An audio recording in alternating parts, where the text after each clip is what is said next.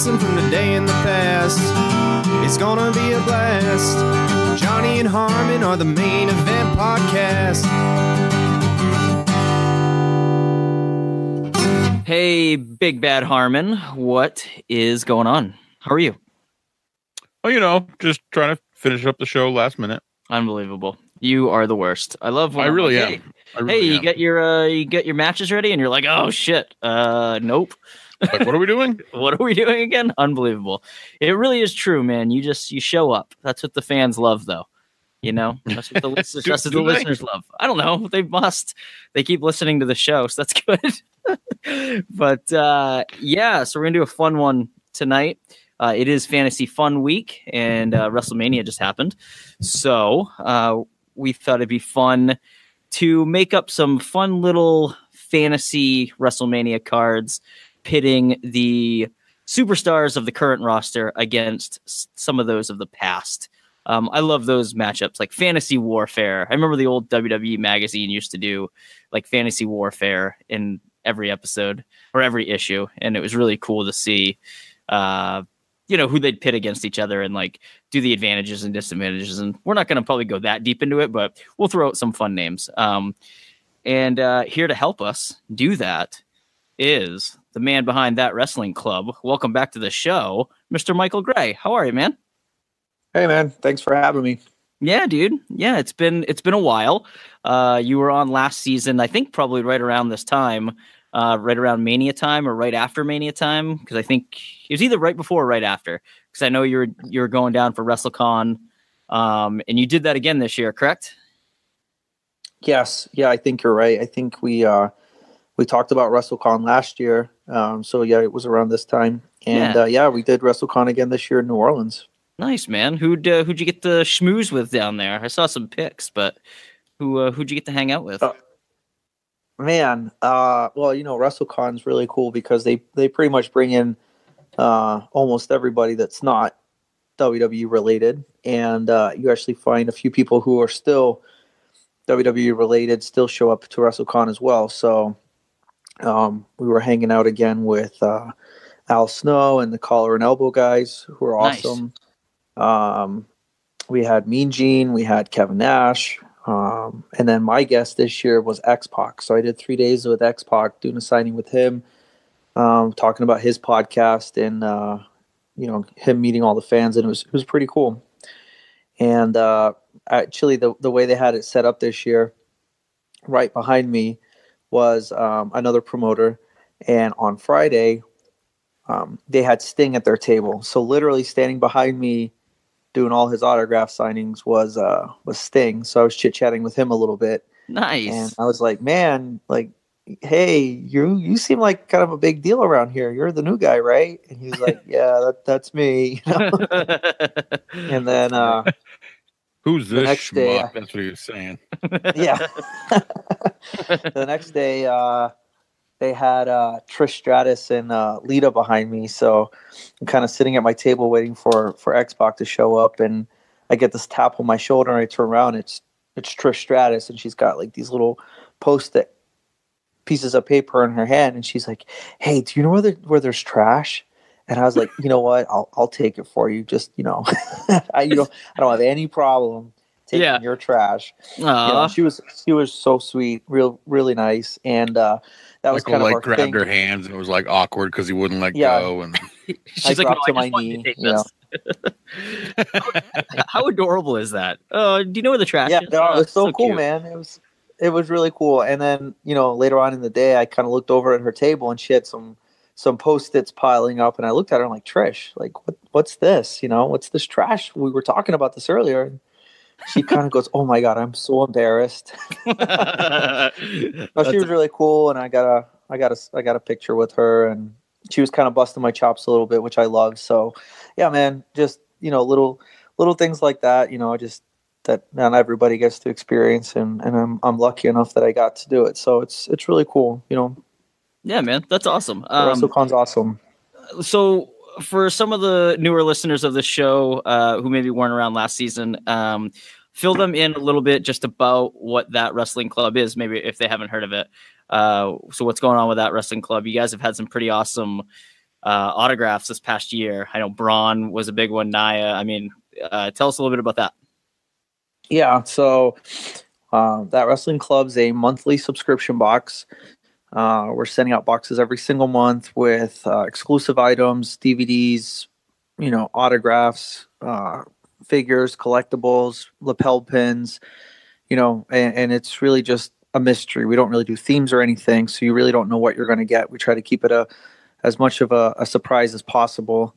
And yeah, man, been extremely lucky this year. We did Braun signed Funko Pops in every single box. Incredible. In February. Yeah, that was really cool. And then we did Nia Jax, who just won her first WWE Raw female, women's championship at WrestleMania. So we had her autograph in January. She's amazing, such a nice person to work with. And we've had other people, Goldust and Joey Ryan, and got another pretty big name coming up in April, not WWE, but somebody on the indie scene. So really excited about that one. But yeah, just doing a lot of cool stuff. Started doing some more exclusive shirts, and yeah, man, just putting some stuff in a box and sending it out. And we've been really lucky. Numbers keep going up, and more people are catching on to it. So everything's good. Business is great. Nice. It's so funny. You're just like, oh, it's just putting things in a box, and it's so much more than that, man. I'm sure there's so many things that pop up where it's not just putting things in a box. Yeah. Since sure we started the box, my marriage is on the line. My hair's disappearing. I'm not sleeping at night, but it's a lot of fun. Nice. No, nice. it's awesome. There's a lot of stress in the behind the scenes, but no, man, it's fun doing it, and I love it. So, but yeah, it's Nice. not as easy as it sounds. Yeah, no, of course. So did you hang with X-Pac for 3 days? Like, how is he for 3 days? Is he like a wild man for 3 days? I imagine that's just crazy. And me at my age, I'd just be like, oh God, I'd be done after like one night. Yeah, right. Yeah, I mean, X-Pac, he kind of surprised me. I didn't really have an opinion of him, not really negative or positive. I've never worked with him before. I never spoke with him before, so I didn't really know what to expect. But X-Pac is a really cool dude, really nice dude. Every single fan that came up to meet him, he shook their hand, he asked their name, and I'll give him credit. He even called out some of his fans and said, "I've met you before," and was able to name the event he met them. Yeah, I mean, don't get me wrong, that wasn't every single fan that walked up, but there was a handful where he could specifically tell them, "Hey, I remember meeting you and so and so."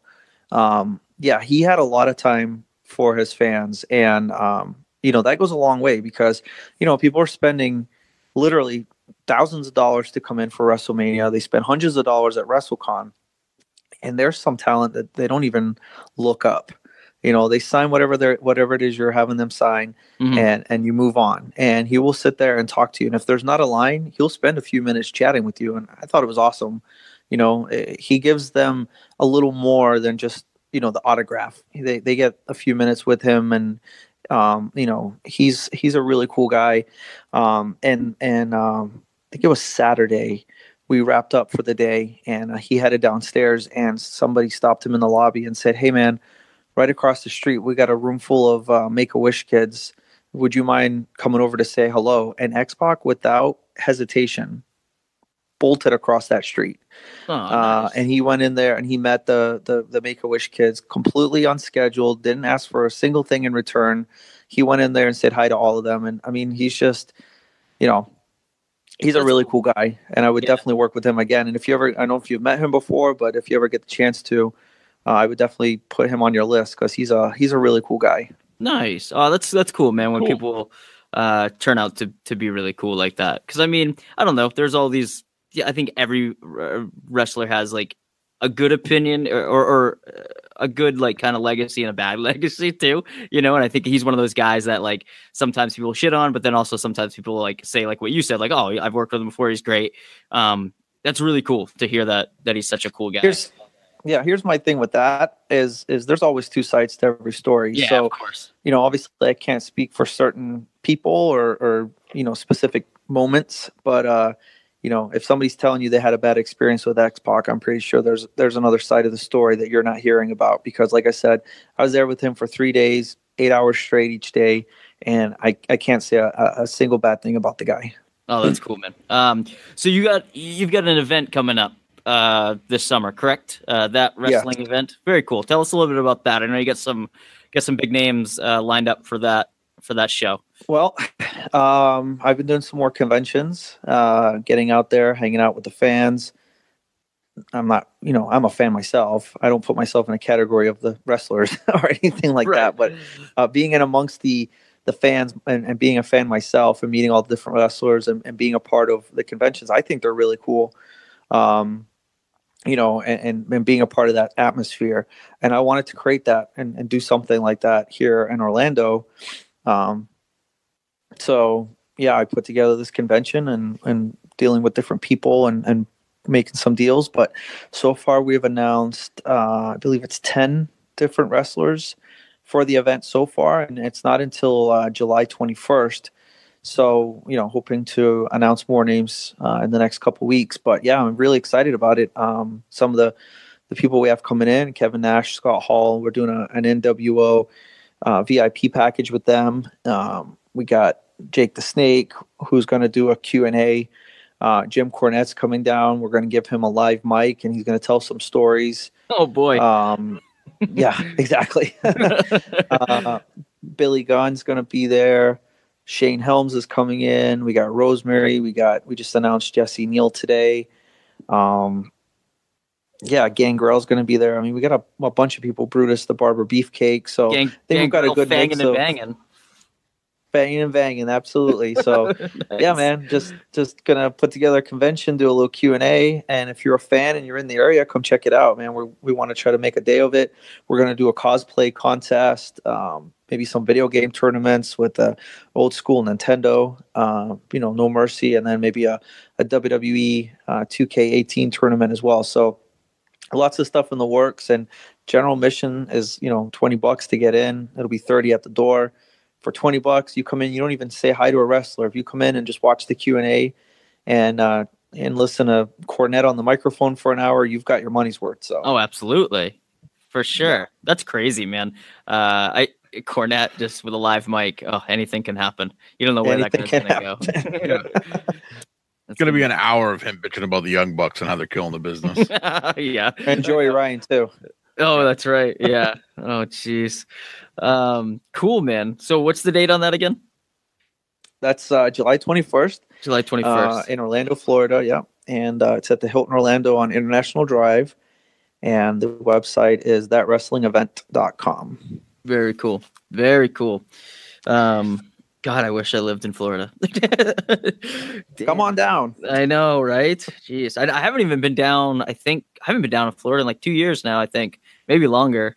Because my in-laws. Well, you were down in Clearwater, right? I remember you put photos up at Hogan's Beach Shop and stuff, right? Yeah. But I still think that was like 2 years ago. Jeez, man. Wow. It's been a while.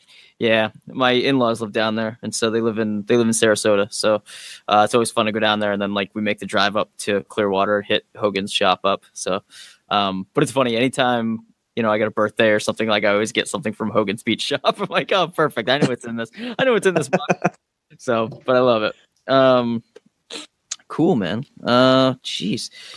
Anything else you want listeners to know about that wrestling club or that wrestling event before we dive into some fantasy stuff here?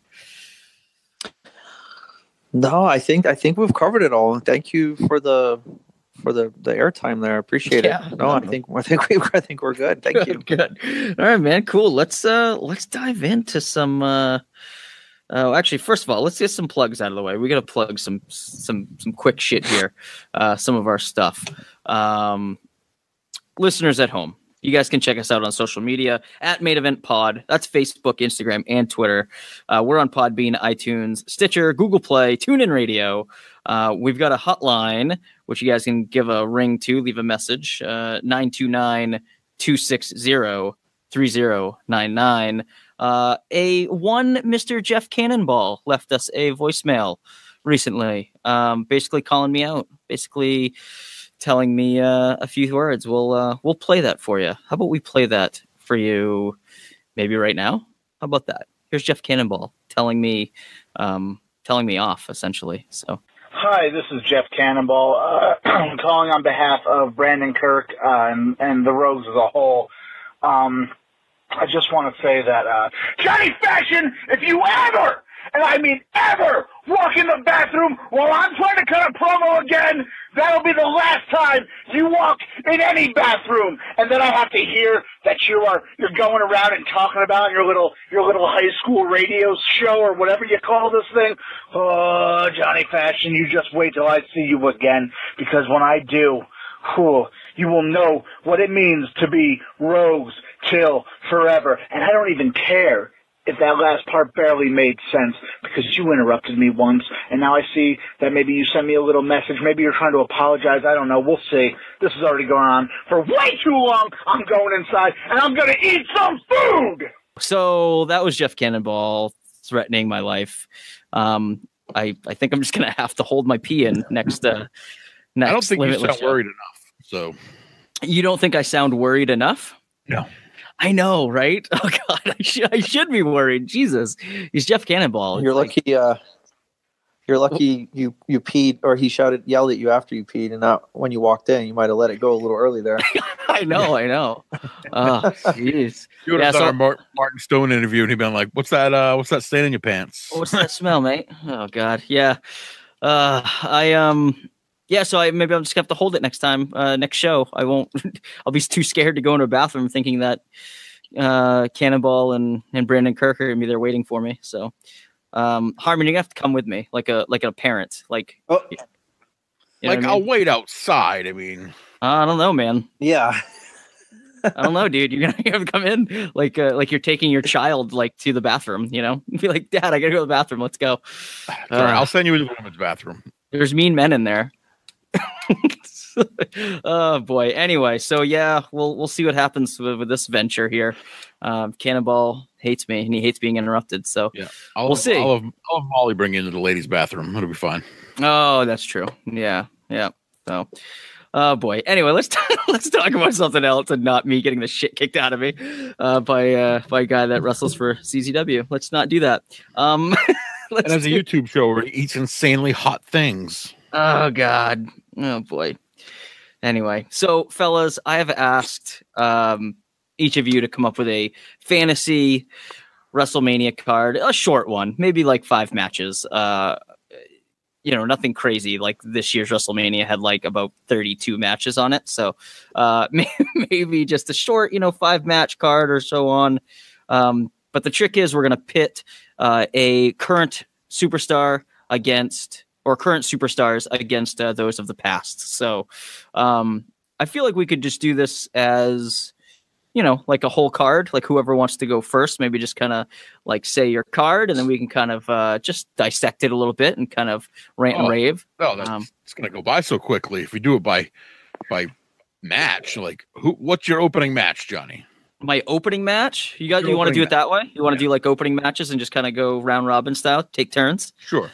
Okay. I just listed up the matches. I didn't really pick like an opener or anything. Okay, well then that's fine. Let's do this. I'll say.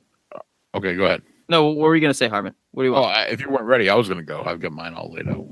Why don't you lay out your card? Why don't we just do that? My opening match, I want something high energy. I want to get the crowd up off their feet. I want to get them excited for the rest of the show. Of course. So I'm going to have current star and just master of aerial maneuvers, Mustafa Ali. Whoa.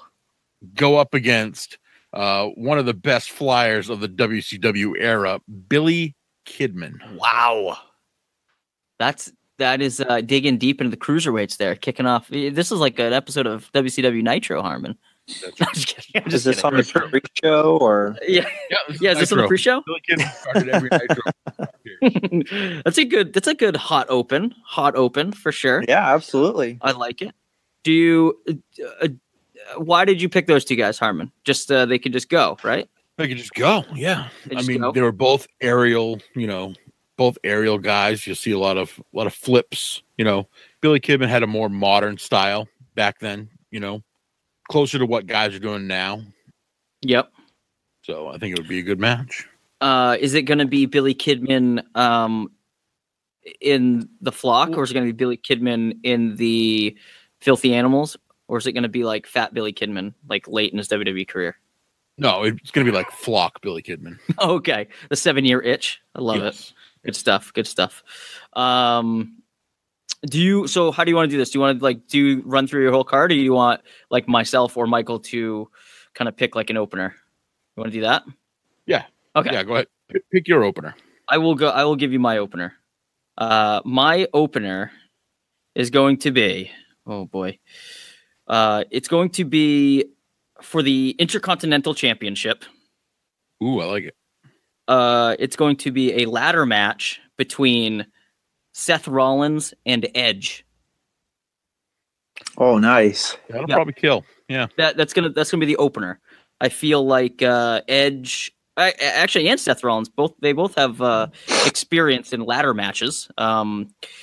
Edge, obviously, notoriously for the TLC, and then Seth Rollins, Mr. Money in the Bank. He knows his way around a ladder, and then they can just both, tear the fucking house down. So, yeah, so that's gonna be my opener, and it's gonna be fun.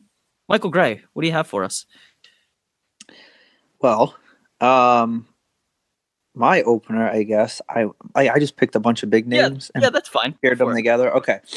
So my opener would be, and it probably could be for the Intercontinental Championship too, would be The Miz.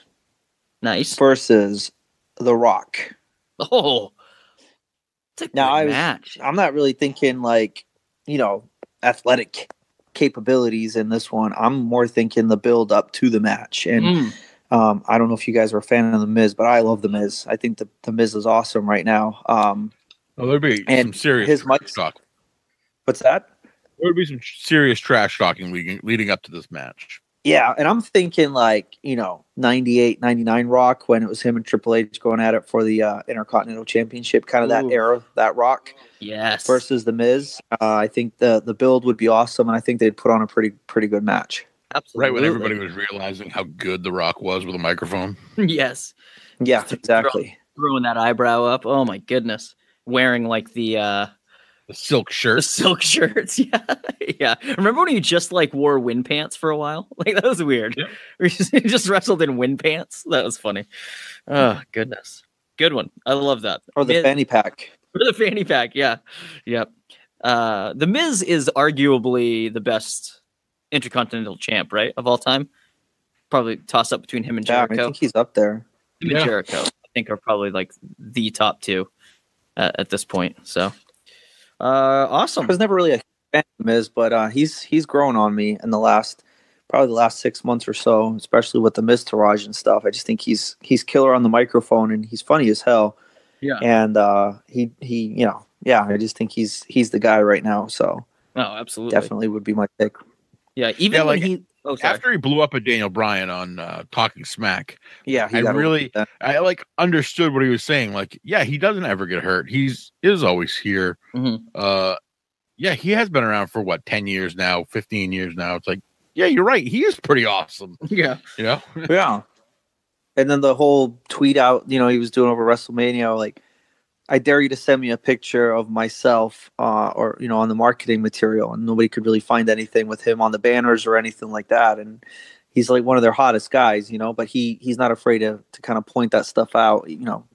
I think it's right. He's a genius. So it's funny. Yeah. All right, moving on. Harmon, who do you have for us? What's your next matchup? My second match, it's going to be a tag team match. Settle down, Teddy Long. Calm down. Yeah. And it's going to be the Outsiders. I was very WCW today, by the way. The Outsiders versus the New Day. Nice. Yep. And I want Big E and Kofi in there. I want the best New Day we can get. You don't like Xavier? No love for Xavier? No, I think Xavier Woods is great, but I think if you're going to have a tag team match, you want your two best guys, and I think those are your two best guys. You get speed and power. I mean, Xavier Woods isn't really like the speed or the power, even though he's short and jacked. You know? Yeah. No, I hear you. I hear you. Preference. It's all good. And I'm sure he helped some involvement. Of course. Yeah. Up there Of course you will.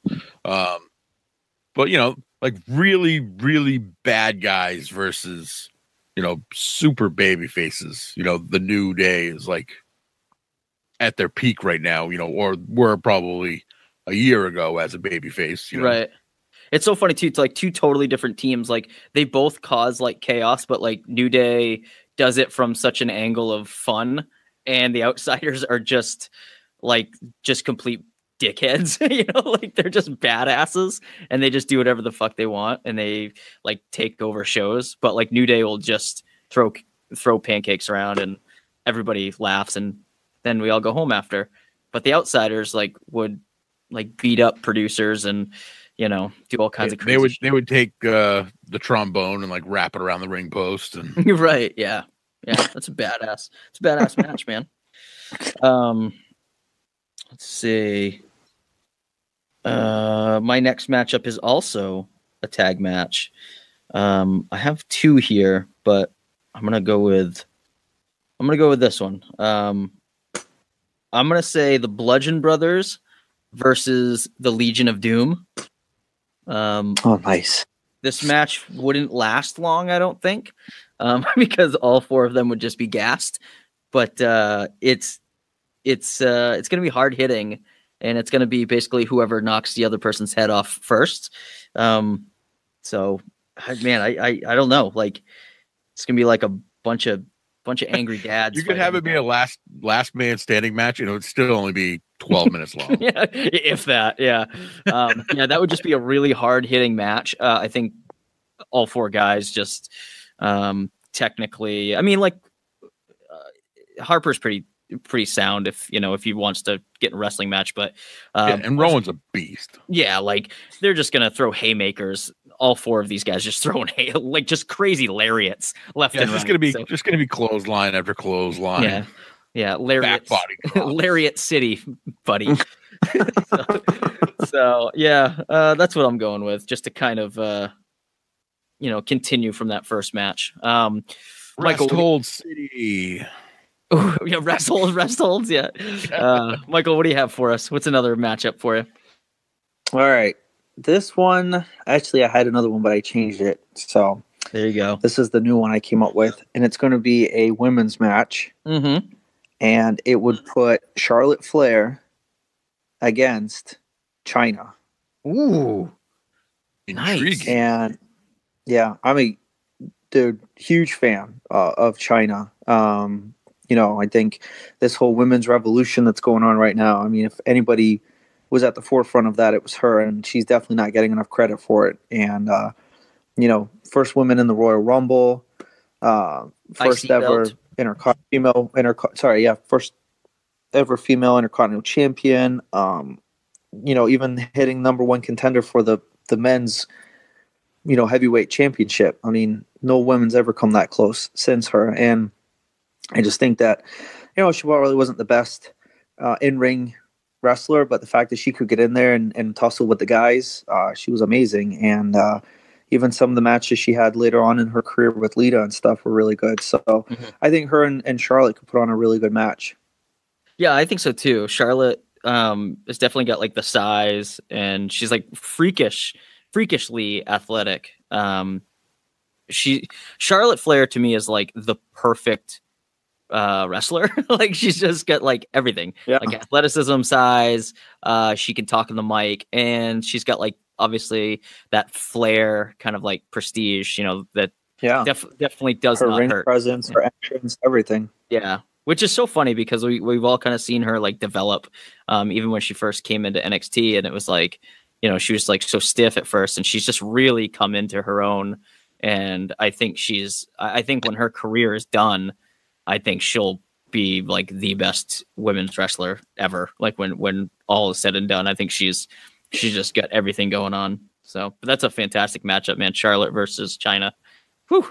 It's funny that you say that you talk about her like that now, because I can remember back like on her old show, the guys from Texas like crapping all over, like, oh, she can't talk and Yeah, very robotic, and I don't remember when it happened, but she has become very natural sounding and organic on the microphone now. yeah, I think she's totally committed to her character now, and she trusts it, and it really shows up in her promos now. yeah. No, I agree. can't think of one where I cringed at a promo of hers in a while. You know, it's she's been pretty flawless. Yeah, she's very like collected. I think she was getting better right before her dad got sick. And then remember, she was gone for a few weeks when that whole thing happened with Rick. And then she came back. And I think her absence from TV probably, you know, when she came back, people started to notice the changes in her because she was gone. Mm-hmm. You know, that's kind of when I noticed it, because I know exactly what you guys are saying too. I think when she came back from that ordeal, she had started making some improvement, but I think that's when it was really noticeable, and kind of taking her away from that spot and then putting her back in it. People were able to notice those changes more. But yeah, she's right now. I mean, she just beat Asuka. I mean, she's phenomenal. Right. No, it makes sense. Where are we? Whose turn? You just said that, right? That was your pick, Mike? Yeah, that was mine. All right. All right, match number 3. I've got an Intercontinental Championship match. We're going to go with one of the best Intercontinental Champions ever, Ricky the Dragon Steamboat. Nice. Versus probably the greatest Intercontinental Champion ever, The Miz. Whoa. Oh. Miz versus Steamboat. Yep. Book it. I mean, Nice. Ricky Steamboat, all the athleticism in the world. The Miz, all the charisma in the world. Yeah, they're definitely like conflicting styles for sure. Like, you know how much I love talking about kicks, Harmon. The Miz, the worst kicks I've ever seen. Ricky the Dragon, some of the best. Like, he's just so good. Right, but the Miz can sell like a son of a bitch, and that's what this match would be. It would be Ricky Steamboat kicking the snot out of him for 14 minutes, and then the Miz, you know, rolling him up with a tights. Yeah, schoolboy on a distraction or something, you know, something dumb like that, you know, and it would just piss everybody off because they know, you know, Steamboat's better, but he couldn't win, and that made the Miz, you know, what he is, really, you know. Yeah. He always finds a way to get over on the better talent. That's a great point you just brought up. Like, Miz always has to deal with that, like knowing that someone's a better wrestler than him. Like, you know what I mean? Like, because I mean, in the ring, he's fine. Like, I know I shit on him a lot, but like, he's fine. I mean, he can go in the ring. He can obviously like hang with the boys, but like, there's clearly far superior wrestlers like out there right now, like Finn and Seth. Like with that whole triple threat, like he was definitely the weak link in the ring, athletically, but he kept that whole thing together just from his charisma. And he's always coming at a match from that point where he's like, I know that I'm not as good of a wrestler as you, but I'm going to tell everybody that I am. And that's right. That's this exact same situation where he would be up against Steamboat. That's perfect, man. Good stuff. Yeah, he would help promote that match and make it something you couldn't miss. And then Ricky would carry the match itself, and they would put on a great show. Yep, absolutely. But you got to give it to a guy who can sell, though, because Ricky couldn't carry a match if nobody believes that the Miz is hurt the whole time. You know? Right. Mm-hmm. Of course. Yeah. All right. Well, that's what Ric Flair would always say, right? What does he would say? You got to make the other guy look good to make yourself look good, or something along those lines. Yeah. Because Ric Flair did like 4 moves. Yep. Yeah. Yep. If you make your opponent look good, you look good. Yeah. And the rest of the stuff was just overselling his ass off. Yeah. And poking a dude in the eye. Yeah. About it. Wandering around like you're lost, then falling on your face. Dropping the elbow on your jacket and going over the top rope in the turnbuckle corner. Classic Flair. I love that turnbuckle thing that he does where he hit it like and bounce over the top. He's the only one that Shawn Michaels would do it as well, right? Yeah, Sean would do it too occasionally. sometimes. Yeah. Yeah. Charlotte see. did it the other day. Yeah, that's cool that she does certain things like that, and it makes it's a nice little thing that like people like remember. Like, oh, Homage to our dad. yeah, a little homage to her dad. Like, oh, she's flaring it up right now. It's pretty cool. I dig that. All right, moving on. My third match here is a non-title match scheduled for one fall. It's One fall. One fall. I really needed this guy on the card, and I was really trying to find a good spot for him. And then I was like, well, here we go. This is it. I'm going to go with Dean Ambrose versus Stone Cold Steve Austin in a street fight. I know that like I'm throwing gimmick matches out there like fucking WCW, but street fight, Stone Cold versus Dean Ambrose. They're just going to beat the fuck out of each other. I have that on my list. Are you serious? Yeah, I didn't pick a street fight, but I have Austin versus Ambrose. Oh my god, that's awesome. They're similar in styles, where they're just wild, crazy men. Throw a cookie sheet as hard as Bam Bam Bigelow. Oh man, those shots were brutal. Bam Bam. Yeah, I think that they'd be fighting all over the arena, into the crowd, in the back, like wherever. They're both wild men, and they can both go forever. Like they'll both never quit. Yeah, this match would end in like a time limit draw. Yeah, we're like, guys, can you just take this outside and like we'll catch up with you later. So, Yeah. I had a lot of picks for like a non-title match, and I'll mention later during like some honorable mentions if we get to it. But this is the one I chose. I had a lot for this one, and I guess that's the one I went with. So that's about it. Michael, what do you have for us? Well, if you're going to keep stealing all my answers, I don't know. Yeah, I know. Sorry, man. I'm just kidding. I will. I'll go back to the one I was going to say. Instead of the China and Charlotte match, I had another one, so I'll just use that one instead. This one actually has happened, but I would like to have seen it happen with one of them in their prime, and you'll know which one I'm talking about here in a second. I would say Bray Wyatt versus The Undertaker. Ooh, yes.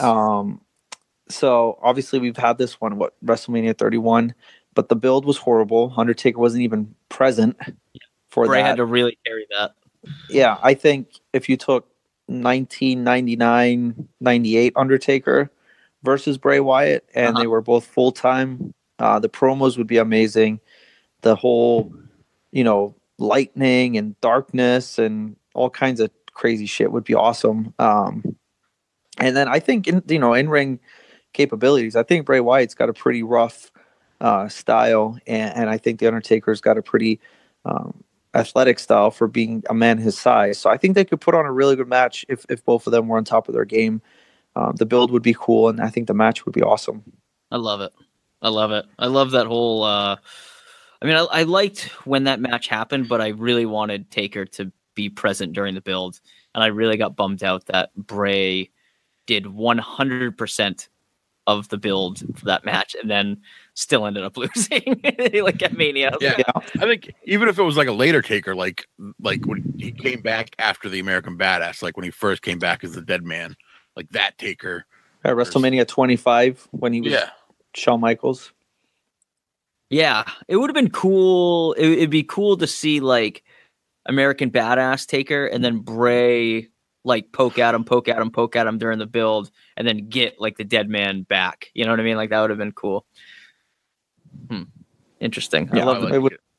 A million things they could have done with that one. I know. I know. And the same thing, the same thing with like, Taker Sting is like one of those ones that everybody always fantasizes about. And it's like, it's just such a missed opportunity. Probably the biggest like missed opportunity in pro wrestling history where they Taker Cena, that one. Right. Yeah. But there's so many. I mean, I don't mean to bitch too much. The Undertaker had an amazing career, obviously, but there's so many things that I was like, oh my God, like Taker Sting, Taker Bray, like, do something else cool with like Taker and Kane and like Finn and like all this stuff and whatever. I'll I'll stop talking because I realize I'm dropping a lot of names here, and you guys might have some of these. So anyway, moving on. Harmon, what do you got for us? All right, match number 4. I've got a women's championship match. Hell yeah, you do. And I've got one of the more devious and evil women of the past, Victoria. Oh, she's awesome. So going good. against everybody's favorite hugster, Bailey. Oh. Yes. Nice. I think, Bailey could try to, I don't know, break Victoria down and get her to, give her a hug or something for like weeks and weeks and weeks before the match. Yeah. Nice. Very nice. Very cool. Yeah, I think that'd be a good match. And they could both wrestle their asses off, and Oh, for sure. Victoria was pretty strong in her day. I liked Victoria a lot. Her finisher was very good. Very good. Was she the Widow's Peak? Yeah. Yeah, that was pretty devastating. Mm-hmm. Yeah. Yeah, that'd be cool. That'd be a She great was match. she was my favorite back then too. Yeah. Let's see. Over to me. I'm going to go with a women's match. It's a women's tag team match. I like it. It's different. It is different. Yes. I'm actually gonna mix it up. I'm gonna on one team is a current superstar in one of the past, and then same on the other side. So we are going to have Mickie James, who is a current superstar, teaming up with her old pal Trish Stratus versus Becky Lynch and Lita. So we got a lot of stuff to work. Nice. A lot of stuff to work with here. We got Trish and Mickie, obviously with their past, their friendship, and their like feud, teaming up, taking on Lita and Becky, who are kind of like similar like in looks. They got like that punk kind of look going on, but style wise, like Lita's the high flyer, Becky's more like the ground. Yeah, the Becky's ground very technical. Yeah. So I think like these 4 ladies could just tear the house down, and a sleeper pick for a match of the night on my card. So I'm gonna go with that. I think Mickie James, she's like so underrated as a wrestler. So underrated. Yeah, absolutely. Yeah. Very And, like, underrated. And like she hasn't aged at all. Like she still looks gorgeous. Like ridiculous. Yeah.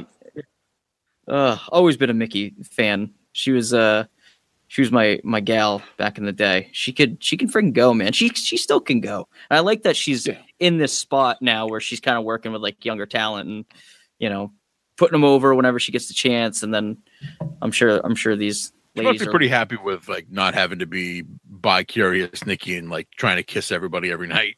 right. Yeah. Jesus, I know. Remember those dark days where just like, oh God, like Vince would just make them do Bikini like matches, and evening gown matches, and I remember like Natalia had to like they had like this whole farting gimmick with Natalia like years ago. It's like, come on, what are you guys doing to these ladies? Like, God, show them some respect. So weird. Oh God. And like Trish Stratus was like barking like a dog at one point. It's like, the fuck is happening? Yeah, that's so degrading. It's so just the worst. Vince is the worst. But anyway, what you got for us, Michael?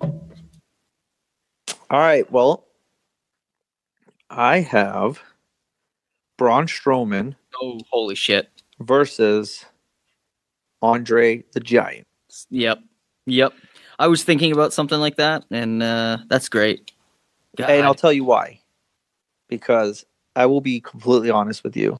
I have not been entertained by watching a Big Show match in a really long time. But every time Braun and Big Show would go at it, what was it, a few months ago they were doing that? Yeah. Dude, those matches they had were pretty freaking good. Really good. He made the Big Show look amazing. And I'm pretty sure that, obviously it would be a challenge with Andre, but I think he could probably have a really good match with Andre the Giant. I mean, Braun Strowman's phenomenal. He's amazing. So I think that would be, obviously it wouldn't be the most technical match, but I think it would definitely be a powerhouse. Yeah. And it's so funny too, because like I remember Well, I think we're all roughly the same age. Like we remember Andre, like WrestleMania 3 and like, the big black singlet. But I mean, if you look at like Andre's earlier days, like he was super athletic. Like he's doing like drop kicks and he was doing like crazy shit, which is ridiculous for a guy of his size. And it's kind of funny that Braun is similar in the same aspect where he does freakishly athletic like things for his size. Like he can kip up and he can do like all this crazy shit. That would be a crazy match, especially if it was like Braun versus Andre from like the late 70s or something. That would be really cool. That'd be fun. Andre in his prime. The thing is too, like Braun, like he doesn't suffer from an actual giantism. Like right. He's just a big dude.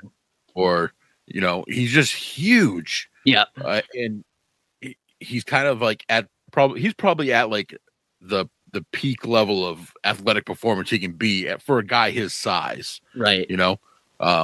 He's like unbelievably strong, like power lifter, world's strongest man strong. And then he's so agile for a guy who's got to be 6'8", 6'9", 6'10", just huge. I think the last time he fought the Big Show, he actually weighed more than the Big Show because the Big Show had slimmed down and been, tearing it up in the gym. But yeah, I think he was like 385 and Big Show was like 382 or something like that. Show got down because he was going to take on Shaq, right? Like at Mania, and then like the whole thing got scrapped because Shaq was so out of shape. So they were Shaq was like 450 pounds. Yeah, and Big Show's like, well, what the fuck? Like, I'm not doing that. Like, you're ridiculous. Come on. But yeah, no, Show is looking great. So that, and also like Braun is super charismatic. Like he does all like this crazy entertaining stuff. And Andre was kind of similar. I mean, more appropriate for his time. But he kind of had that funny, like holding up like, 6 girls or something, at once. And he's just like this absolute spectacle. And he kind of just ate it up. I really want to see the Andre documentary. Our good buddy Dave Dyer, who's been on the show before, he said that it was really good. I think he tweeted out last night, like only 30 minutes in this documentary. It's just absolutely amazing. So the HBO documentary looks great. So I definitely want to check that out. Yeah, I do too. Yeah. Let's see. Back over to Harmon. What you have for us, brother? All right, my main event. Main event of the evening. Yeah. It's going to be for the big gold belt. The Winged Eagle?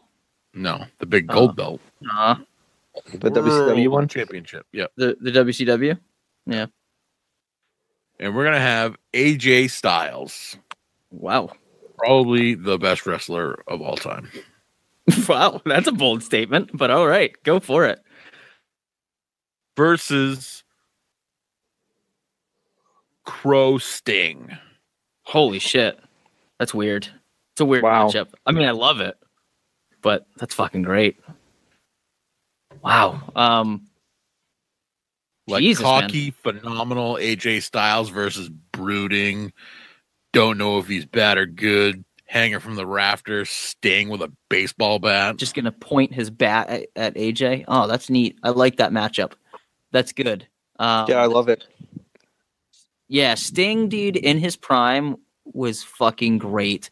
Like, the thing that sucked, though, is like he didn't have a ton to work with in WCW because everybody he worked with was ancient.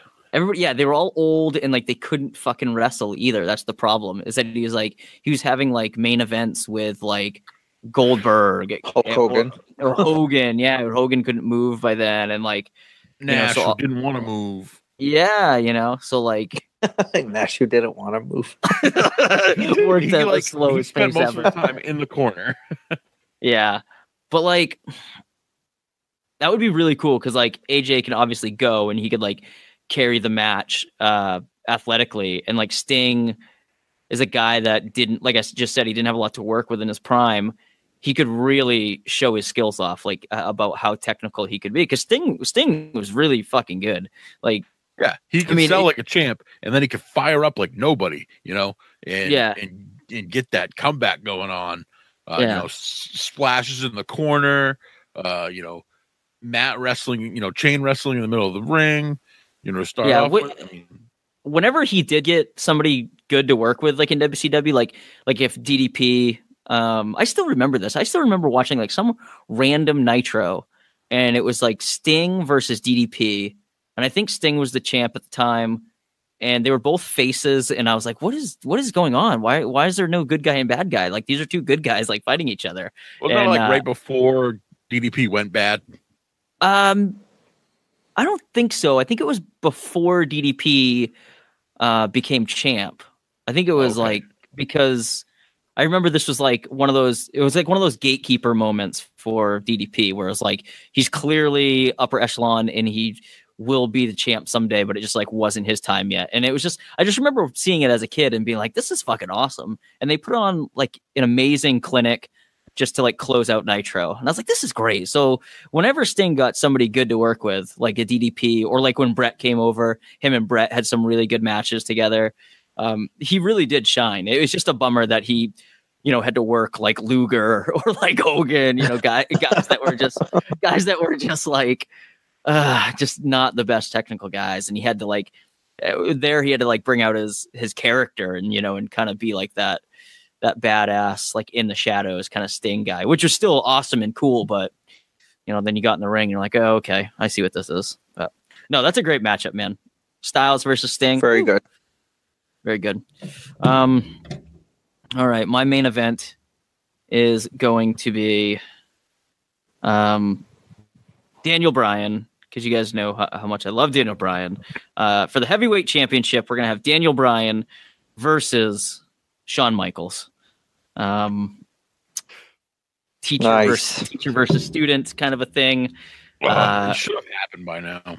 Well, it should have. And Michaels looks great. Like, he looks great. He looks ripped. He's got the new haircut. I mean, you telling me that guy just the left eye's a little dodgy. That's it. Yeah, he keeps just inching further and further towards his nose. It's true. I don't know why it keeps getting worse. Yeah. And I think that's a match that would absolutely destroy. Like, that's a match that you close Mania with, and it just, the crowd is electric for whoever wins. I think the crowd is probably rooting for both men at that point, just rooting for an awesome match. And then whoever takes home the winged eagle is, they close the show with just doing a yes chant or whatever. And it would just be ridiculous. So both guys can go. Both guys have, like, they're just so well-rounded. They can do technical stuff. They can throw hands and kicks, and they can fly. Both of them can. So they'd be really equally matched, I think. And it would be just a phenomenal match. And I'd give them like 45 minutes. Like, I would just say, like, bring us home. And they'd be like, well, the show has an hour left. And I go, yeah, no, just take it. Go with it. Do it. Just do it. So, Michael, last one, man. What do you got for us? All right. Well, it's funny because each of you named one of the guys in my match. So really? I went with Michaels versus AJ Styles. Oh, yep. I think that was a rumor, right? That SummerSlam poster that, like, AJ made. Yes. Yeah, I got the rumors stirring there. Yeah. Again, I think that kind of similar to my Daniel Bryan matchup. Like, those are two guys that can really friggin' go, and AJ would be a formidable opponent for HBK. I mean, I would rather see it like prime HBK. But speaking of prime HBK, when do you guys think prime HBK was? Because I feel like he had like two careers, and they were both really awesome. Like, when do you think before the back injury and the time off, or after? I think after. You think after? Yeah. I'm kind of with you on that. I enjoyed, like, the back half of his career a little bit better than the first half. I think, like, he accomplished so much after that. I mean, I get it. I like Sensational Sherry when she was with him. That era when he was sliding down on zip lines and shit. Yeah. But no, I mean, that's a hard question because they were both really good. Yeah, they were, but I can see why you would like the back half more. I mean, it was more nostalgic. You knew him better, you know, as a person and a wrestler than you did when he was younger. Yeah, then there's like the underdog aspect too. You're like, well, he's older now. He had that injury. Like, can he still compete? And then he does until like the absolute highest level, which is crazy. Yeah. So back when he's like having matches like Randy Orton and stuff, and Orton was doing the Legend Killer thing. That was pretty good HBK. Yeah, and then like obviously like the 2 matches with Taker at Mania, like those 2 matches are ridiculous. And then like, God, just him and Triple H for that feud, like it's just really cool. I think probably the one thing I didn't love is like the resurrection of DX, like where they came back and they were kind of like all just goofing around, and like Shawn was like super religious guy, and Triple H was kind of always like doing stuff behind his back, like, oh, look over there, and then he'd like have some chick like show her tits, and I was like, well, that's weird. Yeah. Like, you guys are old, like cut it out. But yeah, man, his I thought that was funny. Yeah, I mean, it was funny, but it was like, I don't know, different. It was different. Yeah. No, I get what you're saying. But I thought it was, it's different because they're always like, in the 90s when it was the Attitude Era and they were doing all that kind of stuff, they were both in on it. And now, the TV's PG and they have to tone it down. And Michael's now this religious guy, and they were able to take DX and kind of put a little twist to it, and still, in my opinion, thought they were pretty entertaining. But at the same time, it was a little different from the DX before, and I thought some of the stuff they did was really funny, and some of it was stupid, but I thought that the second DX run was pretty good. Yeah, nice. But yeah, back to the matchup. Very cool matchup. AJ can bring it. That would just tear the house down. Absolutely. Yeah. Good call. And that still is a possibility. I don't know. Like, Michaels is hanging around. I mean, he's there enough. I mean, he's involved with. Yeah, isn't he here training? Yeah, he's working like at NXT. Like, yeah, so it's like he's around. Him and Gargano just had like an ab off to like see who could get better abs. Oh, nice. Gargano's ridiculous. And then Tommaso Ciampa was like, "I win." yeah, I win. No interest. Anyway, any honorable mentions? Anybody have any matchups that didn't make the final cut? I've got a few. Do you guys have any? I've got one. I'd like to see. Well, I don't know if I'd like to see it. I mean, it's just kind of a thought. Okay. The Rock versus Roman Reigns. Like, oh yeah, of course. Like a guy who got it and did it so right, and a guy who is taking forever to get it and it's going so wrong. yeah. And then obviously like like their family connection too is interesting. But yeah, that's a good matchup, man. I'd pay to see that for sure. Yeah, definitely. Michael, what about you? Any honorable mentions? Not really.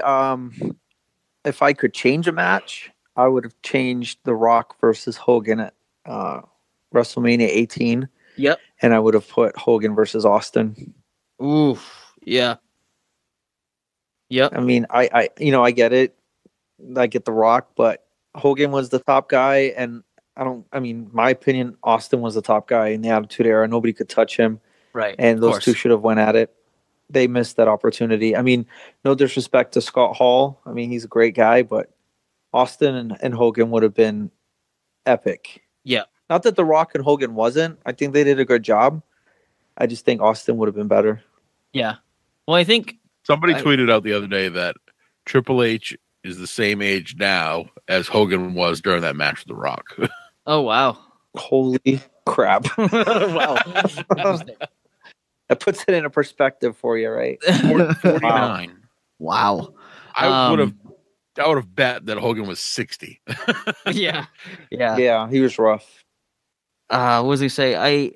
I can't remember whose Hall of Fame induction it was. It might have been Austin's maybe, but like the crowd was chanting like the other person's name, like one more match, and like and then they started chanting like that person's name. If it was Austin, they were chanting like Hogan, but if it was Hogan, they were chanting Austin. I can't remember, and it was like, oh, like that is a dream match that people want or wanted. I'm probably not so much anymore at this state in the game, but yeah.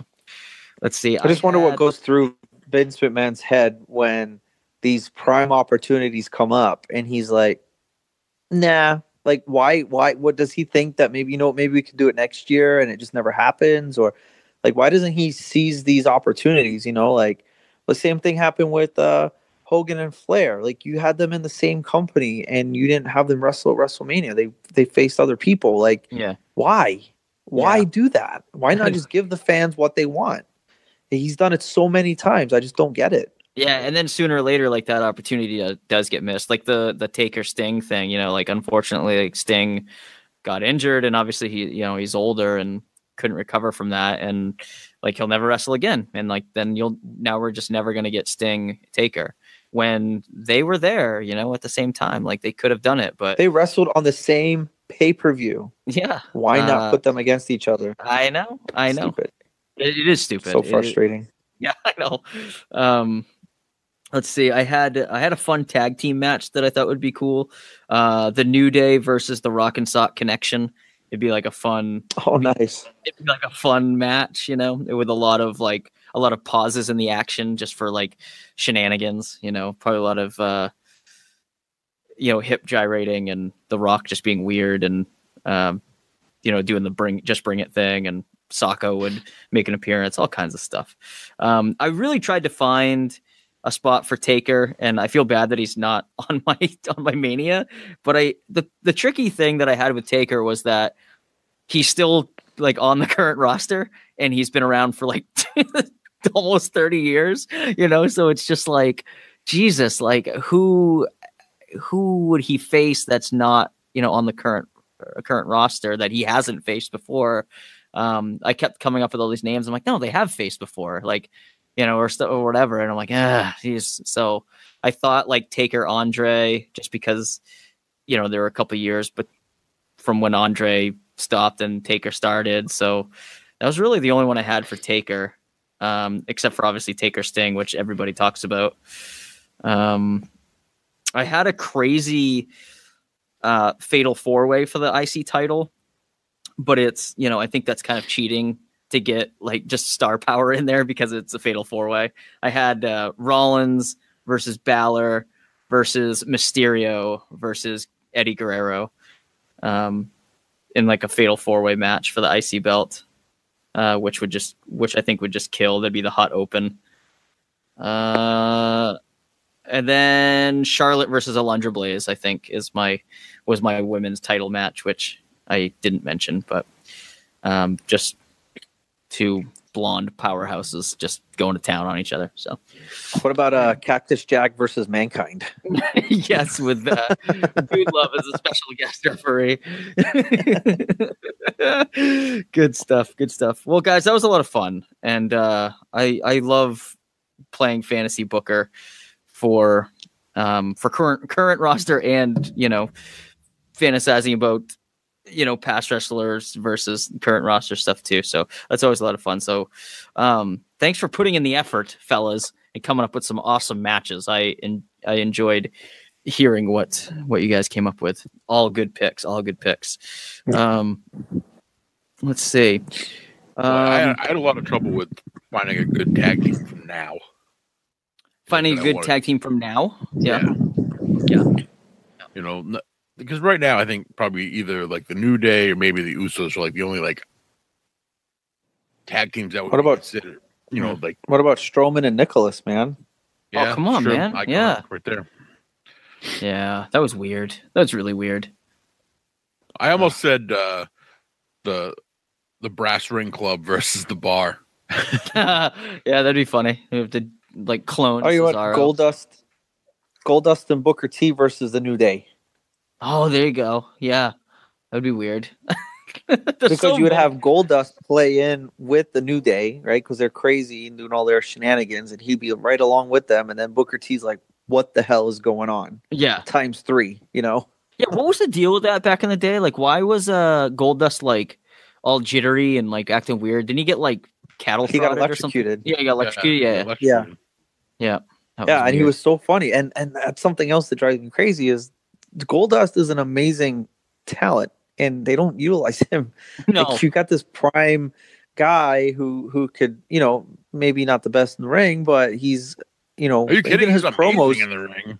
Well, I his, think he can, yeah. his promos that he's doing right now on Raw are really good. I mean, the guy's awesome, and they have him. He's a legend, and they don't use him properly. He could be doing so much more than what he's doing. I really thought that they were going to give him one last run, like at the IC belt or something, like when he started to be a little bit more serious. And kind of came back as like the Shattered Dreams production thing. Yeah. I really thought that they were going to let him run with that and pick up some wins and like really make a run for it. And really give him the belt. I thought that would have been awesome. Because I mean, he doesn't have a lot of time left, in the ring. I mean, he's getting up there. He just had a birthday today. Actually, Harmon from the Twitter account sent him a happy birthday, and he liked it. He gave it a like on Twitter. Harmon and Goldust have a weird relationship. I texted him today. Did you? Nice. Good. Yeah. He said thanks. Oh, nice. There you go. Yeah. I sent him like a little Minions. What are they called? GIFs? Yep. Or GIFs? They're called GIFs. How dare you? I don't know what if it's GIFs or GIFs. For the love of God, Michael, don't say GIFs. God. I don't even know what they're called. You are old. Do you even know technology? I know. No. Bedtime, Grandpa. Matlock's on. Murder, She Wrote is on after it if you want to catch that one. Golden Girls, man. Hurry up, wrap this up. I gotta watch the Golden Girls. Golden Girls is on. I actually did watch Golden Girls recently. It's pretty great. Anyway, Mike, thanks for coming on, man. That was a lot of fun. Dude, thank you for having me. You guys are awesome. I love chatting with you. It's awesome. I really appreciate it. Likewise, man. You guys are really cool. Thanks. Where can listeners find you on social media? Where can they sign up for That Wrestling Club if they wanted to? So our website is thatwrestlingclub.com, and the Twitter is that, but it's THT, no A, so just THT Wrestle Club. And Facebook, That Wrestling Club, Instagram, That Wrestling Club, and thatwrestlingclub.com to get your box. Very nice. And that wrestling event, if people wanted to, if they were going to be in the area or wanted to, fly from Maine to Florida for that wrestling event, how can they get in on that? So thatwrestlingevent.com has all the details. It has all the wrestlers that are coming in. Pre-sales are available for some of them. Tickets are available now. We also have a special room rate at the hotel. It's $129 a night, which is actually a pretty good price for Orlando, especially in the summer. And the hotel is located on International Drive, so it's there right in the middle of the tourist central. 5 minutes from Disney, 5 minutes from Universal. So we actually have some people have told me they're coming down to hit the show and spend the night, and then they're going to do some theme parks and make a weekend out of it. So thatwrestlingevent.com has all the details. Perfect. Awesome. Very cool. Thanks, man. Harmon, where can our listeners find you on the World Wide Web? Looking for cars sometimes. Yeah. Look at it. I don't know. At Harmon 316. There. Okay. Cool. We, as a podcast, we are on Facebook, Instagram, and Twitter at Main Event Pod. You guys can check me out on Twitter at Johnny Fashion. If that still exists, if Jeff Cannonball doesn't kill me by then, please check me out there. We're on Podbean, iTunes, Stitcher, Google Play, TuneIn Radio. Please go there. Rate, review, subscribe, as they all say, and give the hotline a call, 929-260-3099. Go to Teespring, buy a shirt or something, and then Speaking of this hotline, yeah, I seem to have purchased too many tickets for the next Limitless show. Oh shit! What are we gonna do with those tickets? I don't know. I seem to have a pair of tickets. Nice. To the next Limitless show at the Portland Club. Excellent. What is the date on that? May 11th. May 11th. That's right. And it's a Friday. So I think people want to win some tickets. I mean, this could be a sold out show. VIP and front row sold out in 6 minutes. It did. That's pretty impressive. So we've got this hotline. We need you to call in and cut a promo. Tell us who you are. Tell us how we can reach you. We will play your promo on the show. And out of the promos that we get, we will pick a winner. And you will win 2 tickets to be picked up at the door for Limitless. God, 2 tickets. To I will throw in a X-Pac autograph as well. Whoa! Michael Gray coming through that wrestling club. Unbelievable. Thanks, man. You didn't have to do that. 2 tickets to the show and an X-Pac autograph. Actually, it'll be X-Pac or the 1-2-3 Kid. You can pick which one you want. Because they are very different. So they are. Nice. Awesome, man. Very cool. Yeah, so do it up, listeners. Yeah, cut a promo on whatever you want. It can be on how good the show is, how awesome that wrestling club is, how awesome Alex's haircut looked after his 1 hour haircut at the last show. 1 hour. It was like an hour 45. That guy. That's true. That guy lasted three matches in the chair getting a haircut. That's what we do up here, Michael. We go to wrestling shows and we get our haircut during the show. Yes. It's crazy. Very nice. Yeah, we have a barber. We have a barber. Big shout out, Bradford the barber. Very cool. Yeah, cool. Who drives all the way from Canada? To cut your hair? Well, to go see wrestling, awesome wrestling here in Maine, but then also to cut hair, yeah. And sell t-shirts. And sell t-shirts. So, yeah, 2 for 1. 2 for 1, yeah. Cool. Awesome, fellas. Hey, thank you guys both for joining me. That was a heck of a lot of fun. Listeners at home, thank you guys for listening. Catch you later. Johnny, hit him with the hotline number again. Oh, my God. I already said my outro. The hotline? It's 929-260-3099. Thank you for being a friend. Jesus Christ. Michael, your show's on. Michael, I gotta your show is on. Oh, yeah. I'm going to hang up. Put that on DVR. Yeah. All right. Catch you guys later. I can figure out how to work the damn thing. So old. We're all so old. Oh, boy. Harmon, you going to hit us with the bite? Bye. Talking about wrestling from today in the past. It's gonna be a blast. Johnny and Harmon are the main event podcast.